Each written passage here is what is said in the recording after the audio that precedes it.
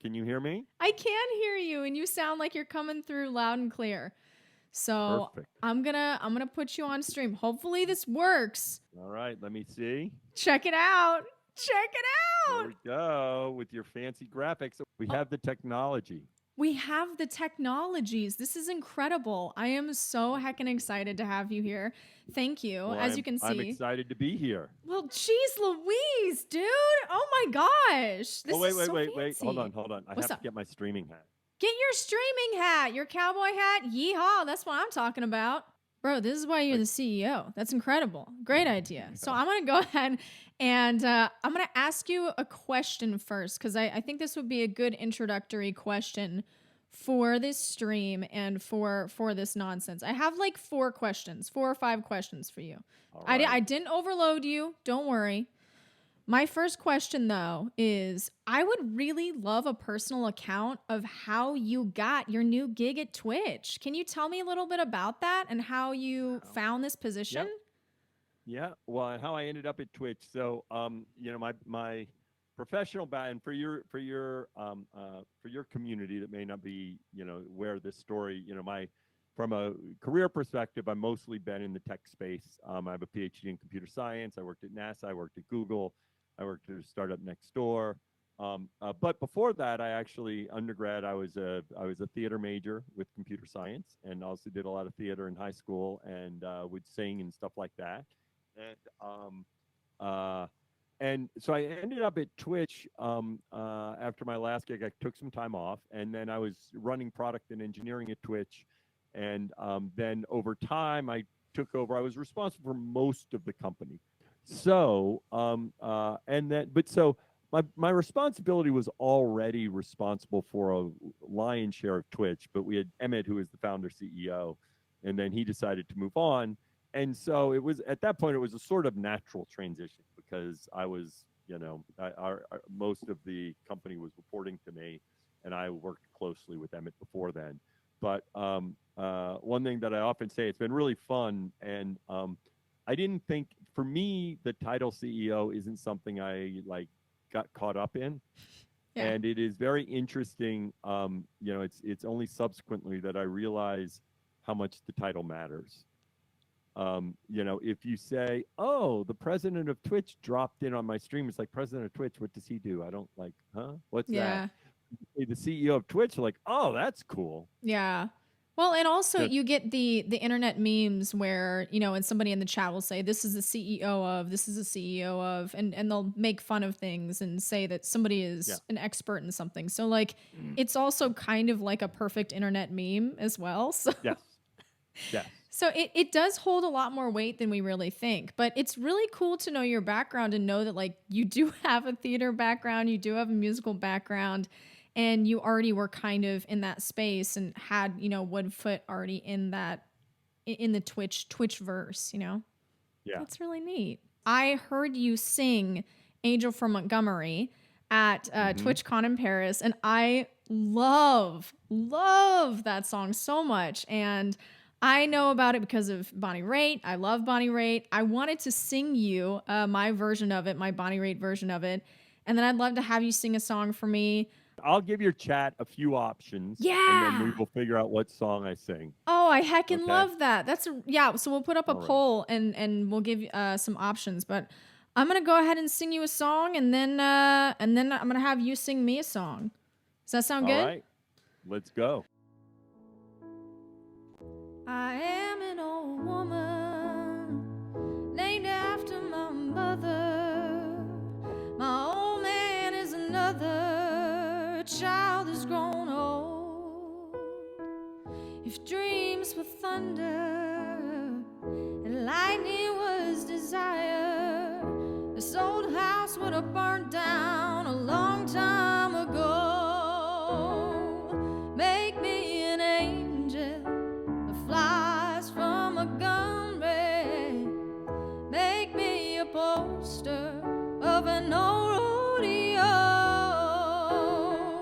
Just give me one thing that I can hold on to believe in this living is just a hard way to go.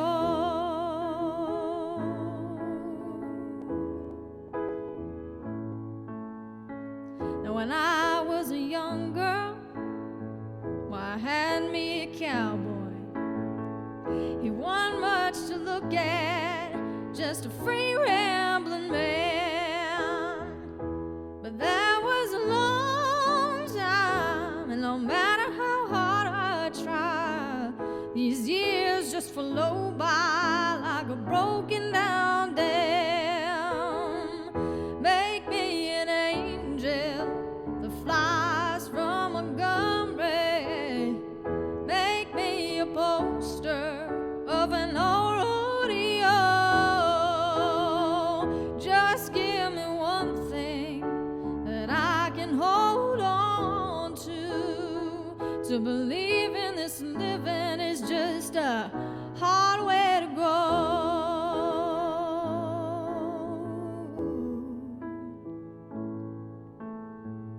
There's flies in the kitchen, I can hear their buzzing, and I ain't done nothing since I woke up today. How in the hell can a person go to work in the morning and come home in the evening and have nothing to say? Make me an angel that flies from Montgomery. Make me a poster of an old rodeo. Just give me one thing that I can hold on to believe in this living is just a hard way to go. To believe in this living is just a hard way to go.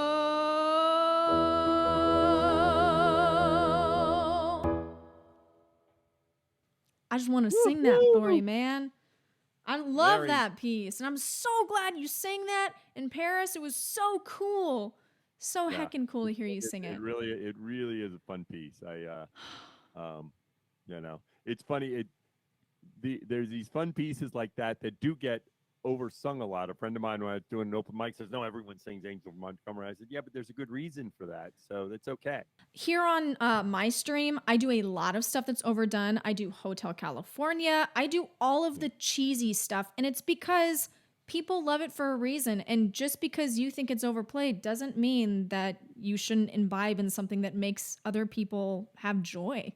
That's my opinion.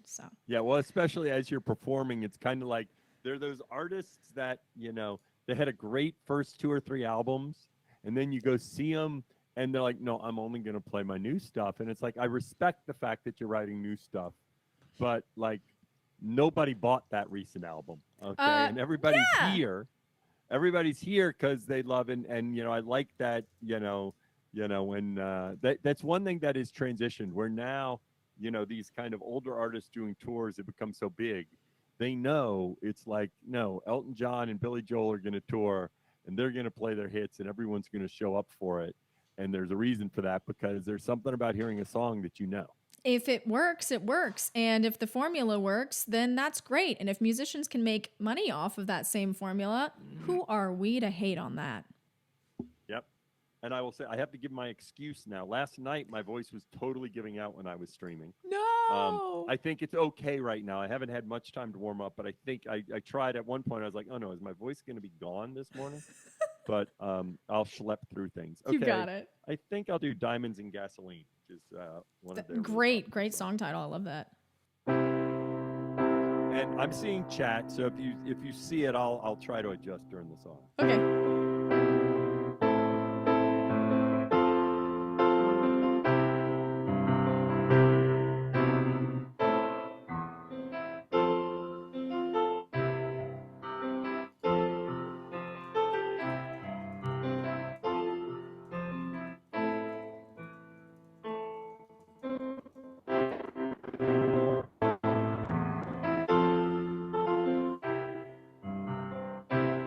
Undercover, blame it on the season.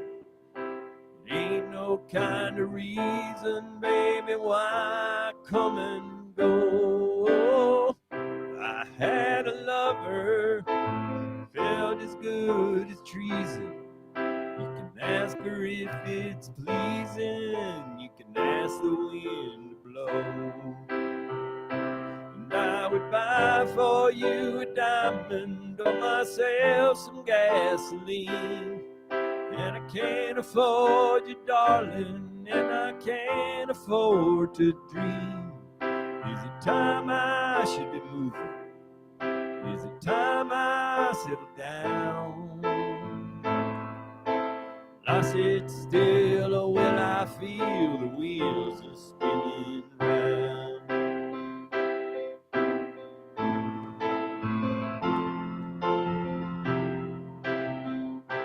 I ain't the brightest bird that ever flew. I'm just someone you knew. Road you traveled on, and all the colors shine and fade away, just like New Year's Day. They're here and then they're gone. And I would buy for you a diamond or myself some gasoline. If I can't afford you, darling, then I can't afford to dream. Is it time I should be moving? Is it time I settle down? I sit still, or will I feel the wheels are spinning round?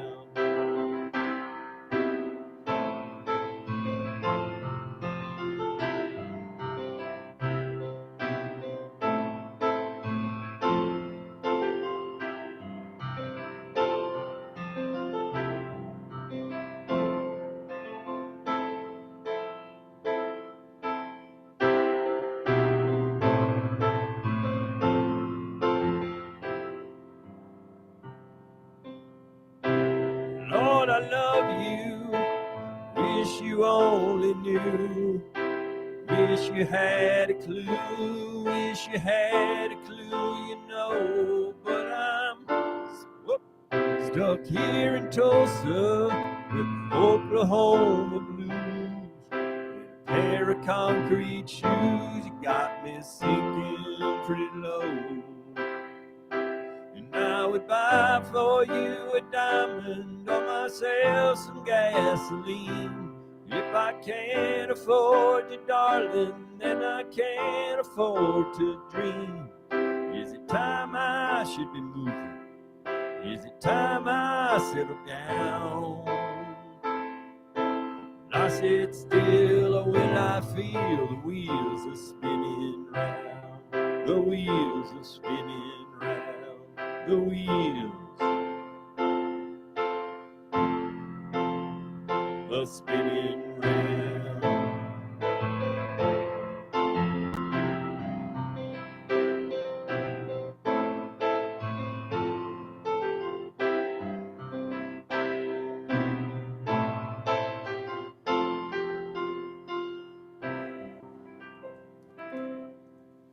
Heck yeah. Give us those clap emotes. Give us those clap emotes out there in chat. My goodness, Dan. It is so cool to have a musical CEO, I gotta say. Being a Renaissance man, it ain't an easy thing, right? Well, it's fun. It's fun to, I've liked to play the piano and sing, but I've mostly just done it like around the house. In our place, we would do, I'd start doing some open mics, right? And so it was only like a couple years ago, or maybe even a year and a half ago, that I started like doing an open mic and performing. And then when I started streaming, it's funny because I was in Tahoe and I'd go to this open mic place and there'd be a good audience. It was a great place for an open mic, and I'd go and do my 3 songs. And then there was one around here, and I was like, well, I love doing the open mics, but I can go and do 3 songs and there, 20 people there, or I can stream on Twitch and I get like 80 people at any given time, and I can do freaking 22 songs. I don't have to say, oh, I get 3 songs.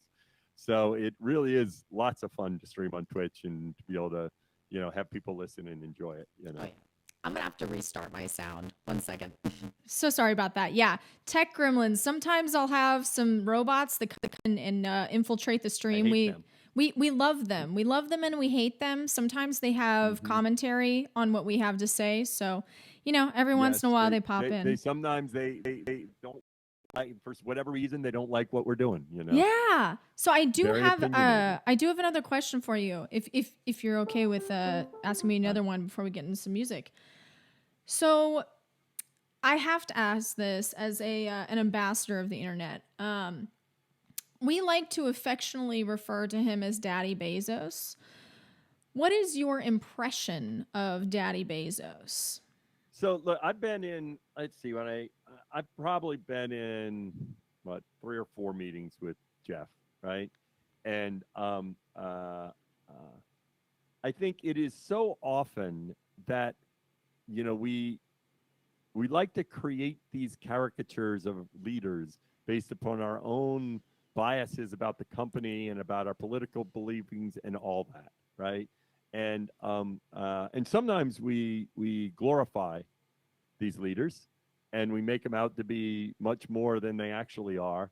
And then some folks we demify them, and in fact usually leaders almost always go through a transition because as they're smaller, they're glorified, and then they get bigger. Then it's like, oh, what a horrible person! How could he be doing this? And so I'll say, my interactions with Jeff, if you look at what he's done, it's pretty staggering in terms of what he's created with Amazon. He's clearly an incredibly inventive person and passionate person, and he clearly, like, this characterization of him as just some business guy it completely misses like his incredible willingness to make long-term bets, because that's what Amazon was. If you've read the book, Amazon almost went bankrupt a few times. That's because he believed in like creating this thing. And if he didn't, I actually think the e-commerce world would probably be different, because much of what we just grow to accept. In fact, recently someone was telling me one reason that live shopping is really big in China is because there isn't this trust in online e-commerce. And in fact, when creators do create stores, there's this brand and trust. But we have this trust in e-commerce in part because of Amazon, right? Because it just shows up. And so, I can say, like, he was very sharp on any issue. He was able to jump right in, and he is a passionate character that cares about like the world and a difference. So I like Jeff. It doesn't mean there aren't shortcomings. We all have shortcomings. Absolutely. And any person that sees one person and like says, oh, blah blah blah, well, if ever you got to become notable, just think of all the horrible things that people could say about you, myself included. Yeah. So yeah. Absolutely. Do you mind if I ask you about TwitchCon before we move on to another song? Not at all. Awesome. So first of all, was TwitchCon Paris your first con experience, like TwitchCon experience? No. I've been 2 in San Diego. I went to San Jose before. Oh, I probably no. It was I had been to the one. I think we had one in San Diego right before COVID, Uh-huh. and then we had one in San Diego last year, Uh-huh. and then we had Paris and we had Amsterdam. So I've been Paris, Amsterdam, San Jose, San Diego twice. So no, not my first Okay, one well at there all. you go. Not your first rodeo. Well, fantastic. Yeah. What was your favorite memory from our Paris TwitchCon weekend? Well, that's an easy one. That's an easy one. Of course, the ending of the festival That was super fun. when Charissa hopped up. So for your audience that wasn't there, I kind of inserted myself on the agenda for the Kappa stage, where I said, oh, well, I think everybody will enjoy it if I went and did some numbers. And so I got Doug Scott, who's our one of our executives at Twitch, and he got up on stage. But I knew that I didn't want to end the show with me singing. I wanted to end the show with creator singing. And so I had already orchestrated where Rob Kovacs, Sarah Copenot was going to come up and play the piano, and a Little Big Whale, who likes to sing, was going to sing, so that I wasn't, going to be finishing off the festival. And then Little Big Whale was caught up in the on the glitch stage or something like that, And so so now we needed to do Hey Jude, and luckily Charissa said, "Oh, I'll do it," which was perfect because I first of all I would have mangled it, but even aside from that, I much prefer a streamer ending it. So I think it ended the show great. You did a great job and got the audience going, and so that's got to be my highlight. Oh man, it was so fun. And honestly, my hand shot up like Hermione Granger in Harry Potter, just like pff, was ready to Yep. go. I was so happy about that. And that was so fun. Now, I'd like to ask you, what are some changes that you would like to make or something you'd like to improve for Twitch cons in the future? Mm. You know, I don't like. I really like. I thought TwitchCon went great, and sometimes we always have this tendency to fiddle with things when something's working, Hmm. right? And there may be some, small ideas, So, for example, one a suggestion that actually someone made in a stream the other day was to do something with some of the kind of are the strongest users and supporters on Twitch, the users where Oh, we I have love that. some that are TwitchCon doing some type of Q&A with them, which I really liked that idea. Um, I did a partner Q&A, in Paris that I really enjoyed and was well received. So I love interacting with creators. I love interacting with, a diversity of creators. The reality is for what most people experience in TwitchCon, I don't experience that. Yeah. Um, Yeah. and so I'm not the person to, because first of all, I don't get to see everything. And second of all, when I do see it, I'm coming from a different perspective. So I'm not the person to think about how we should do this differently on Glitch or what should we do different here. I think there are other people that are much better suited to kind of think of and ask those questions. And I do like that you guys had the survey at the end. I think that was really smart. And I don't remember getting the survey after San Diego, but I got it after the Paris con. So that was kind of cool to be able to give our personal perspective and stuff like that. But overall, the weekend was pretty solid. I will say a Yeah. lot of the musicians were saying that the sound was really, really difficult to handle and get behind and whatnot. Are there any Meaning on the Kappa stage? yeah, is there any like reason why that happened or do you have I any think insight for one that? of the challenges of moving TwitchCon around, Yeah. which we're kind of looking at, is each year you're dealing with a different local groups that are helping you with your operations and production. Yep. And so you can run into a problem. I'm sure it had something to do, like, obviously we were using local um, resources Mhm. to get the sound together. We don't, have all that sound equipment that we fly in with our own sound Oh professionals. yeah. We use Yeah. folks that are local. Um, and if to the extent it wasn't working, clearly, something went wrong there. Um, uh, that doesn't mean it's incredible. Something else will go wrong in Vegas because it's a different set of local professionals, and it won't be the sound on the Kappa stage because maybe we'll, blah blah blah. So I suspect it had something specific to do. And one thing we're looking at doing is creating more consistency about where, so that way, as we run into problems like that the next year, we make sure we don't. I love that. I love that because that was a big gripe I heard from the musicians where it was like we wanted some consistency there. But other Yeah. than that, like my weekend was awesome and I loved being in Paris. It was really, really cool. So I would like to do Spanish Boots and try it out. Okay, good. Yeah, Let's do it. yeah. Which This is a beautiful, beautiful song, and I'm so, so happy that you requested that I learn this because I have it on my list now and I absolutely love it. And I know yeah. which parts the girl sings, so let's do the best we can with Boots of Spanish Leather.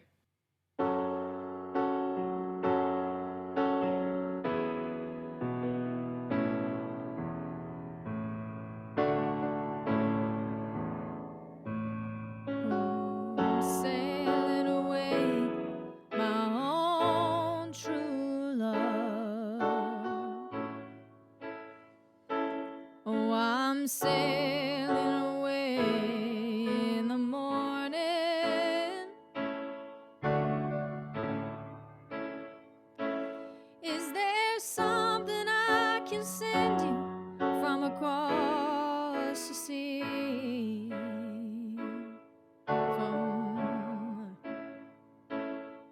from the place that I'll be landing.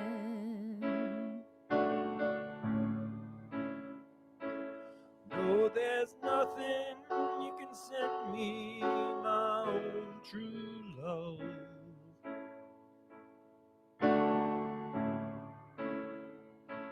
Oh, there's nothing that I wish to be owning.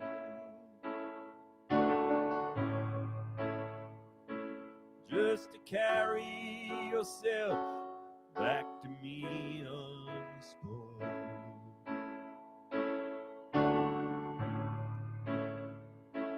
From across that lonesome ocean.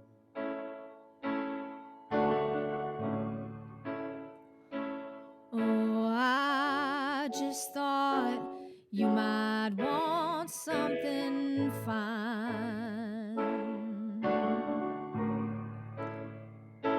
made of silver or of golden,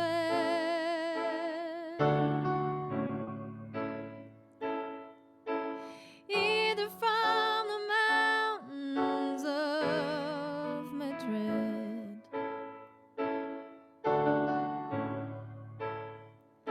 or from the coast of Barcelona.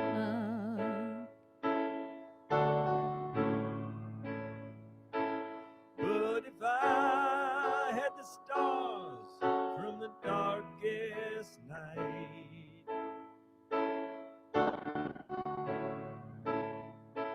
and the diamonds from the deepest ocean,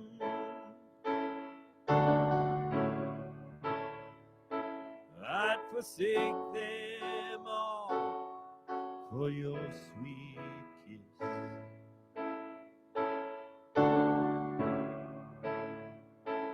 For that's all I'm wishing to be owning.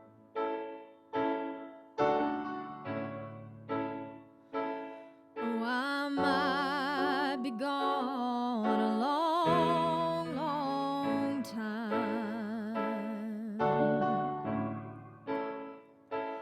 and it's only that I'm asking,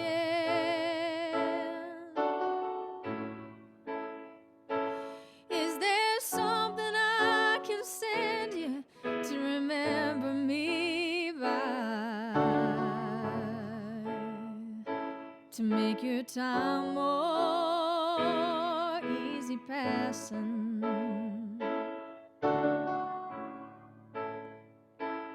Oh, how can you ask me again?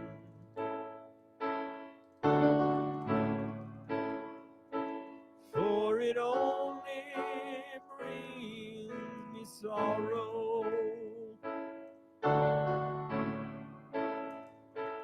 Oh, the same thing I would want today.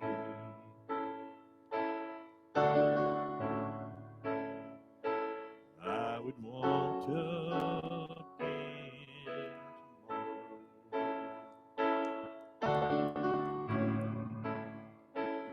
Oh, but I got a letter on some lonesome day.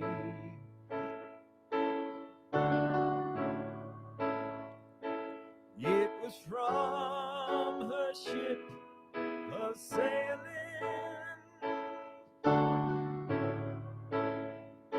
saying I don't know when I'll be coming back again. It depends on how I'm feeling.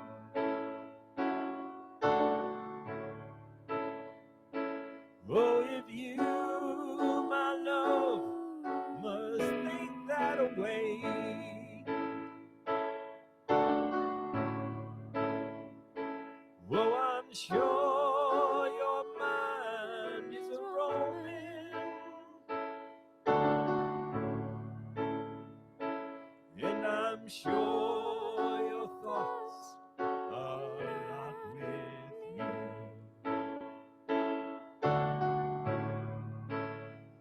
but with the country where you're going.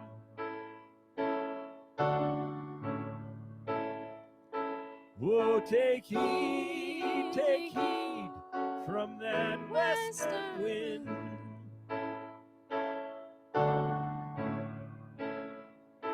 Whoa, take heed of the stormy weather. Then yes, there's something you can send back to me.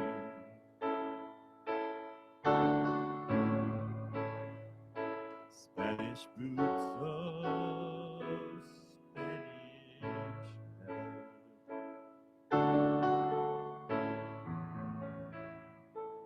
Thank you so much for. It's so weird to do it when I can't hear you. It's so weird. It's just like, it's like I'm doing it in my ears, and I'm like, it's so weird. When You did so good. You did so good. Like, I'm not gonna lie. Like, I knew exactly where I was supposed to go.